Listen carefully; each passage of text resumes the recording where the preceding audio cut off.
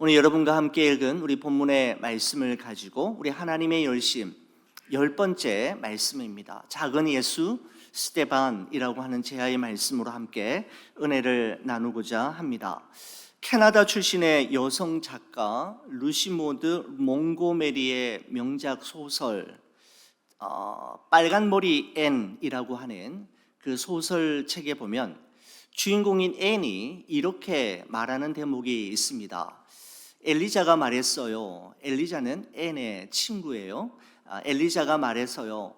세상은 내 생각대로 되지 않는다고. 하지만 내 생각대로 되지 않는다는 건 정말 멋진 일이에요.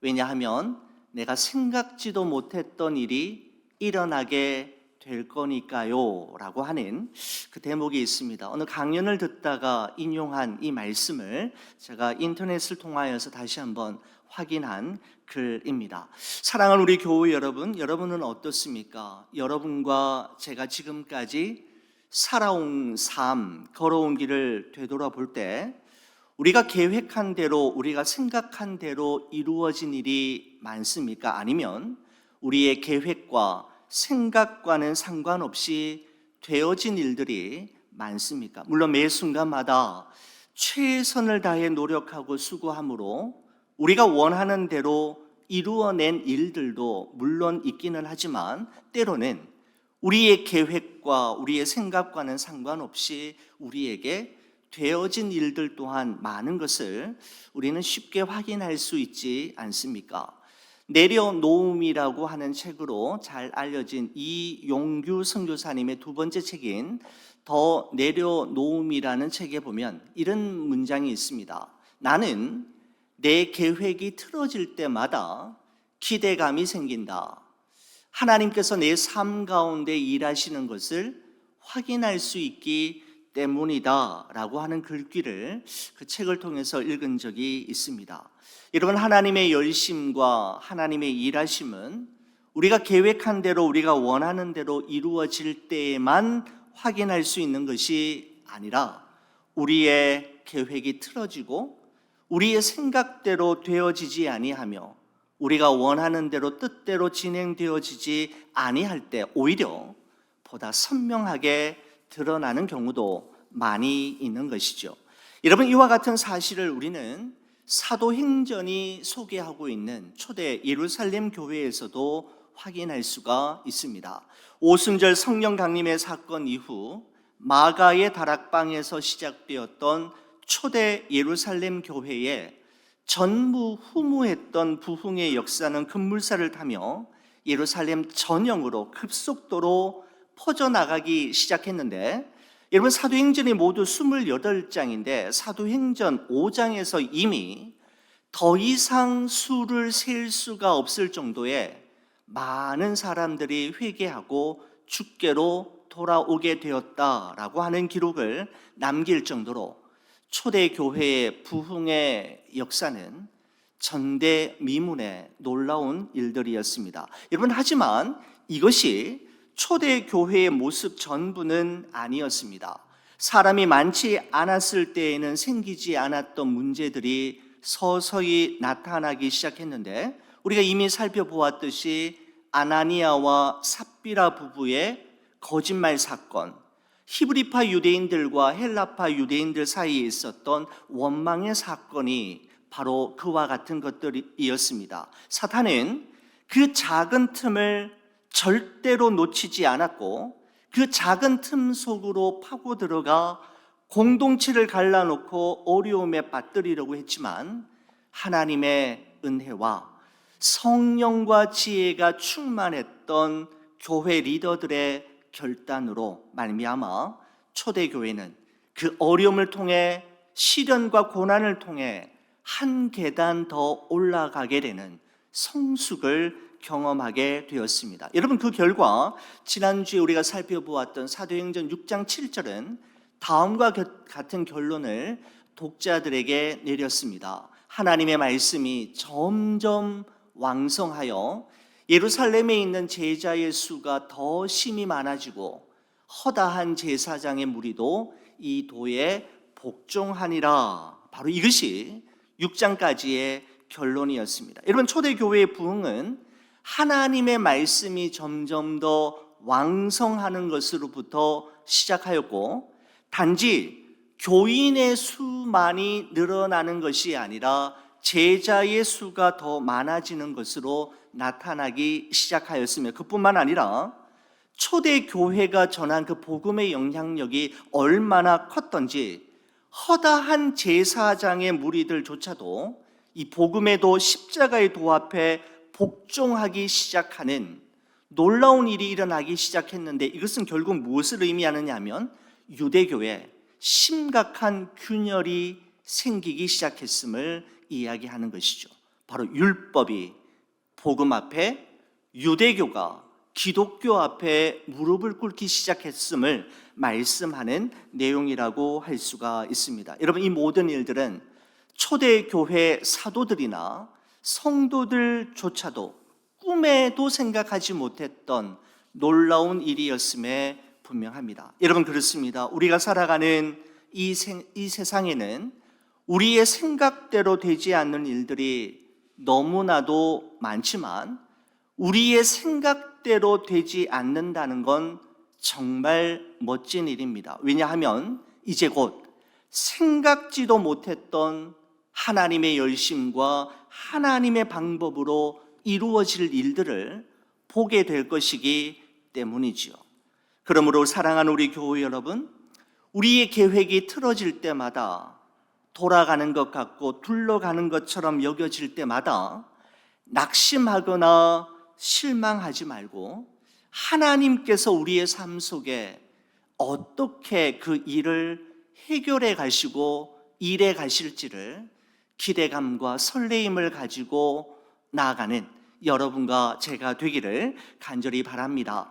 여러분, 이제 예수 그리스도의 복음은 유대교의 심장이라고 할 수 있는 예루살렘 안에만 갇혀 있을 수가 없었습니다. 이제 하나님께서는 환난과 핍박이라고 하는 참 독특한 방식을 통해 예수 그리스도의 복음이 예루살렘의 경계와 울타리를 넘어서고 도약하게 만들었는데, 바로 오늘 이 본문의 말씀이 저는 그런 말씀으로 우리가 해석이 되었습니다. 오늘 여러분과 함께 읽은 이 본문의 말씀은 2000년 기독교 역사 가운데 첫 번째 순교자의 길을 걸었던 한 집사님, 바로 스데반 집사님을 우리에게 소개하고 있는데, 사도행전 6장 8절의 말씀에서부터 7장 60절에까지의 말씀 속에서 우리는 그분의 믿음의 발자취를, 예수님을 닮아가고 따라가려고 했던 그의 애씀을 찾아볼 수가 있습니다. 여러분, 초대교회 온 성도들이 기도하고 사도들이 안수함으로 세운 7 집사님들 가운데 한 분이었던 스데반 집사님을 여러분 한번 성경책 찾아보시겠습니까? 사도행전 6장 8절 말씀에 보면 이렇게 그를 소개하고 있습니다. 사도행전 6장 8절 한번 보시겠습니다. 스데반이 은혜와 권능이 충만하여 큰 기사와 표적을 민간에 행하니 라고 말씀하고 있습니다. 여러분, 스데반 집사님은 복음을 전함에 있어서 그 복음을 참 은혜롭게 잘 전달했을 뿐만 아니라 논리적으로도 아주 탁월하였고, 그 복음을 뒷받침할 만한 권능까지, 기적과 표적까지 뒤따르면서 스데반 집사님의 그 복음의 영향력은 날로 날로 더해지게 되었던 것이죠. 그야말로 뜨거운 영성과 탁월한 지성, 그리고 거기에 성령의 능력까지 겸비했던 삼박자가 모두 다 겸비되어진 복음 전도자가 바로 스데반 집사님이었습니다. 복음을 반대하는 유대 지식인들의 진리 논쟁에서 진 유대인들의 지식인들은 스데반을 유대인들의 최고 의사결정 기관이라고 할 수 있는 산헤드린 공회로 끌고 갔고, 거짓 증인들을 매수하여서 스데반 집사님을 중상모략하기 시작했는데, 그들의 주장이 사도행전 6장 13절 14절에 다음과 같이 기록되어 있습니다. 여러분 6장부터 우리가 한번 살펴보는 겁니다. 6장 13절 14절 한번 보시겠습니까? 이렇게 이야기합니다. 거짓 증인들을 세우니 이르되 이 사람이 거룩한 곳과 율법을 거슬러 말하기를 맞이 아니하는도다. 그의 말에 이 나사렛 예수가 이곳을 헐고 또 모세가 우리에게 전하여 준 규례를 고치겠다 함을 우리가 들었노라 하거늘 이라고 말하고 있습니다. 여러분, 그들이 문제 삼았던 예수의 가르침은 두 가지였는데 바로 예수가 하나님의 집인 성전과 하나님의 말씀인 율법을 모독했다라는 것이 바로 그들의 불만이었습니다.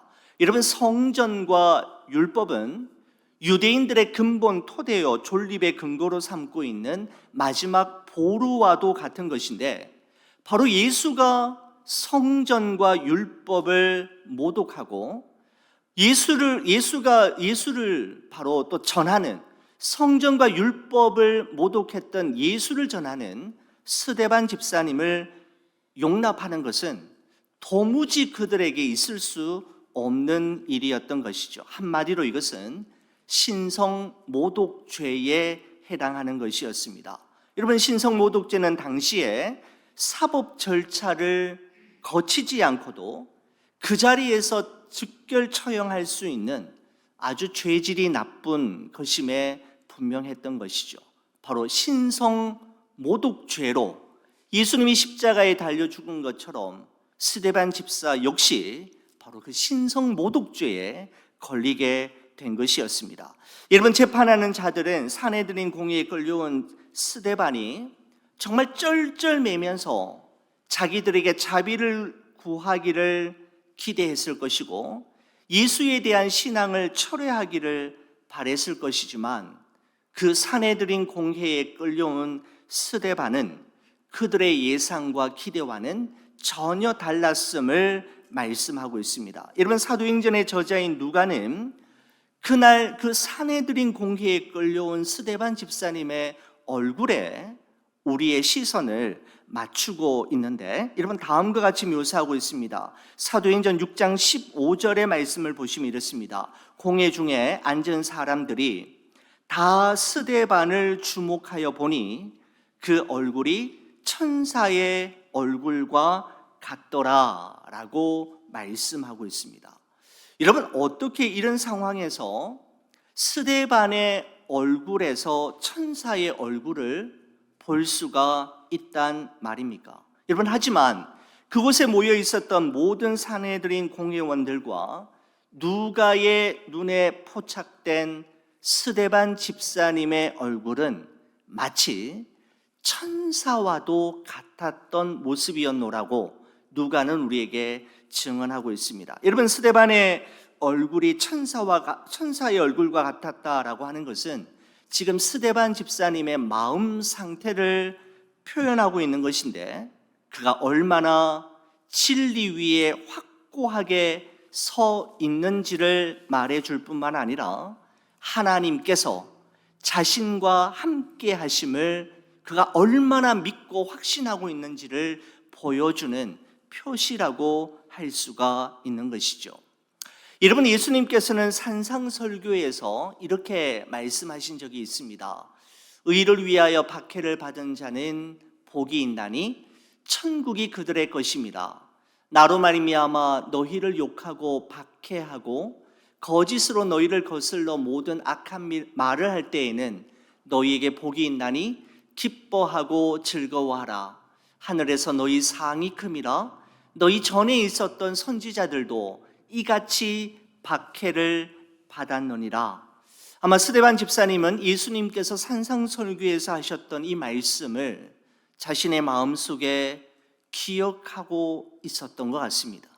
그러니 이와 같은 절박한 상황 속에서도 천사의 얼굴을 유지할 수 있었으며 의연할 수 있었던 것이죠. 바로 그리스도를 위한 고난과 아픔이 자신의 정체성을 드러내주고 증명하는 것 같아서 오히려 기뻤을 것이고 그 기쁨이 바로 천사의 얼굴로 나타나게 된 것입니다. 여러분, 이 스데반 집사님의 모습을 보면서 사도 요한의 제자였던 폴리갑 감독의 이야기가 다시금 생각이 났습니다. 로마 제국의 그 16번째 황제이었던 마르크스 아우렐리우스, 여러분, 이 마르크스 아우렐리우스 황제가 쓴 유명한 책이 있죠. 명상록이라고 하는 유명한 책이 있지만 그는 기독교를 박해했던 대표적인 황제이었습니다. 이 폴리갑 감독이 바로 마르크스 아우렐리우스 황제 때에 순교를 당했던 분이었습니다. 소아시아에 위치한 서머나 교회의 감독이었던 폴리갑은 황제 숭배를 끝까지 부인하고 인정하지 않고 거부하고 복음을 전하다가 현장에서 체포되어 사형장으로 끌려가게 되었지요. 공교롭게도 폴리갑의 둘도 없는 친구였던 당시 서머나의 총독이었던 스타티우스가 이 폴리갑 자신의 친구를 살려주기 위해서 한 번만 예수를 모른다라고 말해줄 것을 간곡하게 부탁하고 설득하지만 폴리갑은 끝내 고개를 흔들지 않습니까? 제가 예전에 신학교 다닐 때 우리 초대교회사에 이 폴리갑이 그때 했던 말이 기록이 되어 있었는데 이런 내용이었습니다. 내가 지난 86년 동안 예수님을 섬겨왔지만 그분은 단 한 번도 나를 모른다고 하신 적이 없는데 내가 어찌 이제 와서 그를 모른다고 하여 나를 구원하신 주님을 욕되게 할 수 있겠는가? 라는 말로 회유하는 친구의 그 부탁을 거절하고 화형의 제물이 되었던 것을 보며 참 마음이 뜨거웠던 그때 그 시절이 생각이 났습니다. 바로 그때 폴리갑의 얼굴이 스데반 집사님의 얼굴처럼 천사와 같이 환했노라고 초대교회 역사는 우리에게 증언하고 있습니다. 여러분, 환난과 핍박 중에도 흔들림 없이 후퇴 없이 후회 없이 성도의 길을 꿋꿋이 마지막까지 걸었던 그러한 신앙의 선배들이 있었기 때문에 그 복음은 오늘날 여러분과 저에게까지 오게 되었고 그 복음으로 인해 여러분과 저는 하나님의 백성이 되었던 것이죠. 여러분, 이제 공의회는 스데반을 잡아놓고 추궁을 하기 시작하는데, 여러분 사도행전 7장 1절의 말씀에 보면 이런 말씀이 있죠. 대제사장이 이르되 이것이 사실이냐? 바로 거짓 그 유대인 증인들의 그 주장에 대해서 너는 어떻게 생각하느냐라고 하는 것이죠. 그렇게 물었을 때 스데반은 사도행전 7장 2절부터 53절까지의 말씀을 통해 이야기를 하는데, 바로 스데반의 법정 진술이라고도 할 수 있고 스데반 집사의 설교라고도 할 수가 있는 내용입니다. 스데반 집사님은 구약 성경 전체를 아우르면서 유대인들이 그토록 소중히 여기는 성전과 율법의 완성된 실체가 바로 예수 그리스도인데, 바로 그 하나님의 아들인 예수 그리스도를 십자가에 못 박아 죽인 이들이 바로 너희들이며, 그러나 하나님께서는 그를 다시 부활케 하셨다라고 하는 복음의 진술을 그대로 설명하게 됩니다. 여러분, 그때 스데반의 말을 들은 사내들인 공의회는 어떻게 반응합니까? 여러분, 성경책 한번 보시겠습니까? 사도행전 7장 54절 말씀을 보시면 이렇습니다. 그들이 이 말을 듣고 마음에 걸려 그를 향하여 이를 갈거늘 이라고 말씀하고 있습니다. 여러분, 여기서 말씀하고 있는 그들이라는 것은 사내들인 공회원들, 그리고 그곳에 있는 모인 모든 유대인들을 이야기하는데, 이 말을 듣고는 마음에 찔려 그를 향하여 이를 갈았다라고 이야기합니다. 이런 마음에 찔렸다라고 하는 말씀은 그들의 마음에 분노와 미움이 부글부글 끌어올랐다라고 하는 것을 의미하고, 여러분, 이를 갈았다라고 하는 것은 들 짐승들이 먹잇감을 잡은 후에 갈기갈기 찢는 것을 의미하는데, 여러분 이 표현은 보통 사람들에게는 사용되는 표현이 아니었다고 합니다. 여러분 그럼에도 불구하고 누가가 이렇게 사용하고 있는 것은 바로 지금의 이 상황이 얼마나 살벌한 분위기였는지를 묘사하고 있는 것이죠. 여러분 바로 그때 스데반은 그의 생애에 마지막 세 가지 말을 남기는 것으로 그의 생을 달리하게 되는 것을 보게 되는데, 여러분 첫 번째 말이 사도행전 7장 55절에서 56절에 기록이 되어 있습니다. 한번 보시겠습니다. 스데반이 성령 충만하여 하늘을 우러러 주목하여 하나님의 영광과 및 예수께서 하나님 우편에 서신 것을 보고 말하되, 보라 하늘이 열리고 인자가 하나님 우편에 서신 것을 보노라 한대라고 말씀하고 있습니다. 여러분 스데반 집사님의 첫 번째 말은 이것이었습니다. 보라 하늘이 열리고 하나님이 하나님 우편에, 예수님이 하나님 우편에 서신 것을 보노라라고 하는 바로 스데반 집사님의 생애 마지막 순간에 남긴 첫 번째 말입니다. 여러분 스데반은 마음의 찔림을 받아 이를 갈고 있는 분노한 사람들과 살벌한 분위기를 바라본 것이 아니라 하늘을 우러러 보았다라고 말씀하고 있는 것이죠.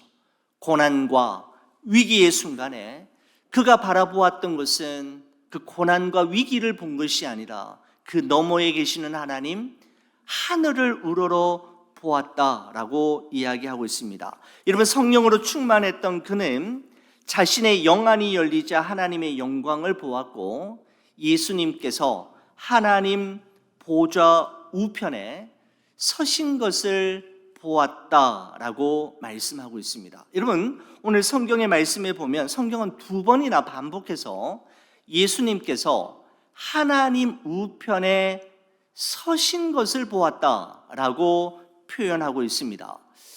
여러분 사도신경에 보면 이런 표현이 있죠. 장사한 지 사흘 만에 죽은 자 가운데서 다시 살아나시며 하늘에 오르사 전능하신 하나님 우편에, 그 다음에 뭐라고 되어 있죠?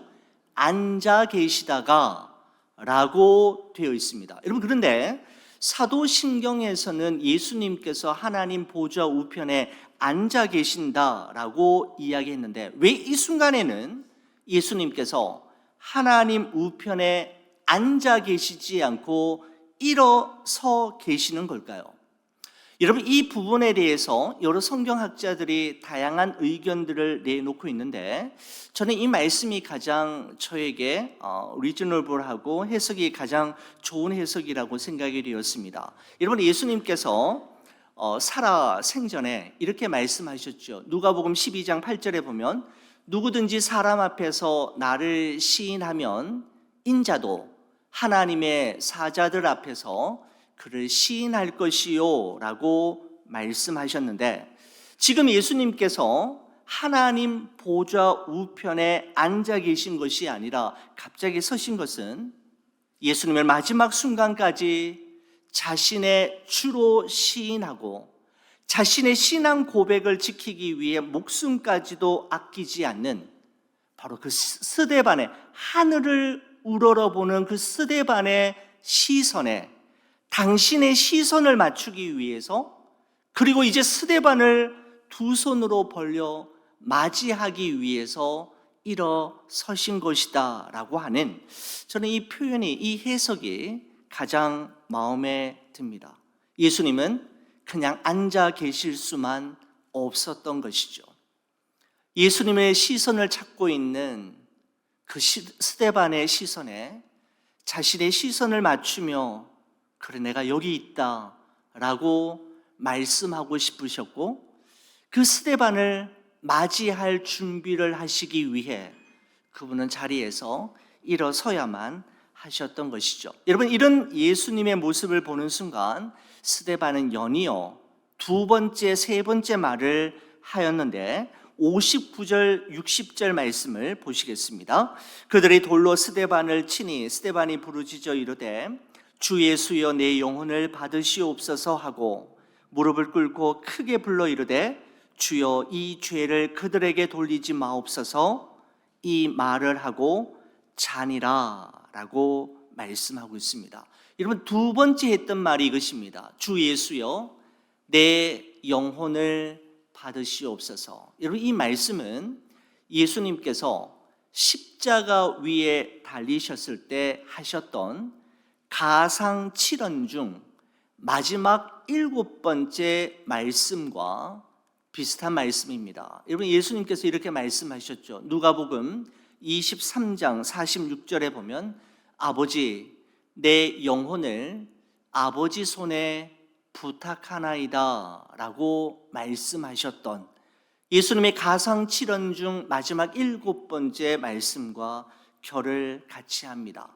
여러분, 스데반 집사님의 세 번째 말은 이것이었습니다. 주여 이 죄를 그들에게 돌리지 마옵소서. 여러분, 이 표현 또한 예수님께서 십자가 위에서 하셨던 말씀인데 가상 7언 중 첫 번째 하셨던 말씀이었습니다. 누가복음 23장 34절에 보면 십자가에 달리신 예수님께서는 이렇게 말씀하셨죠. 아버지 저들을 사하여 주옵소서 자기들이 하는 것을 알지 못함이니이다.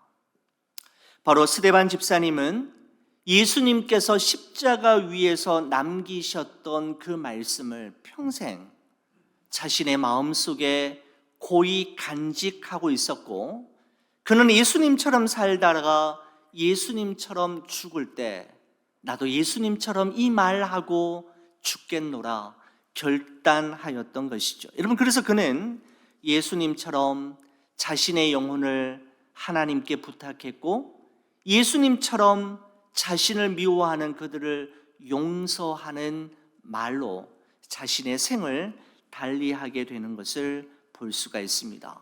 바로 스데반은 삶의 한 절이라도 예수님을 닮은 작은 예수가 되기를 간절히 원하였던 것이죠. 여러분, 성경은 스데반 집사님에 대해 다음과 같은 말씀으로 마무리가 됩니다. 이런 마지막 부분 보십시오. 이 말을 하고 자니라 라고 말씀합니다. 이 말을 하고 죽으니라가 아니라 이 말을 하고 자니라. 누가는 스데반 집사의 순교를 죽음이라고 표현하고 있지 않습니다. 그의 죽음은 예수 그리스도 안에서 잠이 될 것을 분명히 알고 있었기 때문이죠. 이미 마치 어머니의 품속에 그저 지친 아이가 고이 깊이 잠에 빠져 있는 것처럼 스데반은 그의 평생의 소원이었던 예수님의 품에서 깊은 안식을 누리게 되었노라고 성경은 우리에게 말씀하고 있습니다. 여러분, 이 스데반이라고 하는 단어가 헬라어로 스테파노스라고 하는 단어를 쓰고 있는데 뜻이 무엇인가 하면 면류관이라는 뜻입니다. 여러분, 예수님께서 요한계시록에 나오는 서머나 교회 성도들에게 이렇게 말씀하신 적이 있죠. 네가 죽도록 충성하라. 그리하면 내가 생명의 관을 내게 주리니 라고 할 때 여기서 관이 무엇인가 하면 스테파노스라고 하는 단어를 쓰고 있습니다. 바로 면류관이라는 뜻이고 여기에서 스데반이라고 하는 이름이 나오게 된 것이죠. 예수님처럼 살고 싶었고 예수님처럼 용서하고 싶었고 예수님처럼 죽고 싶었으며 예수님처럼 자신의 생의 마지막 순간 예수님이 남긴 말씀을 하고 죽기를 원했던 그는 자신의 이름 그대로 하나님으로부터 생명의 면류관을 받게 되었을 것입니다. 여러분, 말씀을 준비하면서 예전에도 소개해드린 적이 있습니다마는 마틴 로이드 존스 목사님의 말씀이 생각이 났습니다. 그는 이렇게 이야기했죠. 1세기 그리스도인들은 잘 죽었을 뿐만 아니라 잘 살았습니다. 그들을 지켜본 사람들은 그들이 살아가는 삶의 모습에 감동을 받았고 질문을 던지지 않을 수 없었습니다. 박해와 죽음 앞에서도 흔들리지 않는 그리스도인들의 모습에 깊은 감동을 받은 로마인들은 도대체 이들이 가진 게 뭐지? 대체 무엇 때문에 저렇게 살고 저렇게 죽는 걸까? 하고 물었습니다. 그때 1세기의 그리스도인들은 그 질문에 대해 자신의 삶으로 답을 주었고, 그럼으로써 복음이 퍼져갔습니다 라고 하는 이 로이드 존스 목사님의 이 표현이 오늘 이 본문의 말씀과 참 결을 같이 한다라는 생각이 들었습니다. 여러분, 그렇습니다. 잘 죽기 위해서는 먼저 잘 살아야 합니다.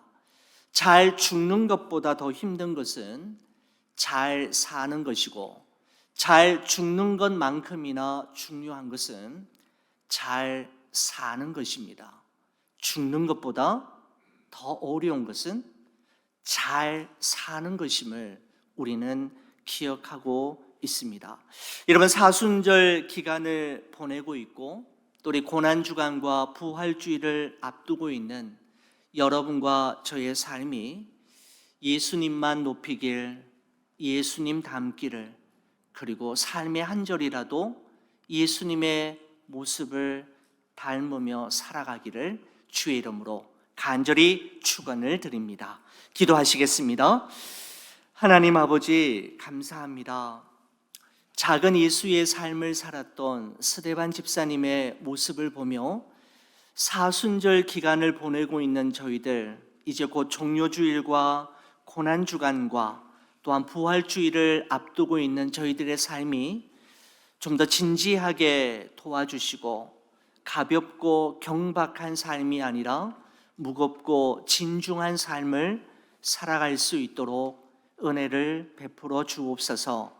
잘 죽는 것보다 저희들 먼저 잘 살아갈 수 있도록 주님 도와주시고, 예수님처럼 살기를, 예수님만 높이기를, 그리고 예수님 닮아가기를 소원하는 우리 모두의 삶이 되게 하여 주옵소서. 우리 좋은 비전 교회가 작은 예수님으로 가득 채워지는 그날이 오게 하여 주시옵소서. 주께 우리 교회와 사랑하는 성도들을 온전히 의탁하오며 예수 그리스도의 이름으로 기도 올리옵나이다. 아멘.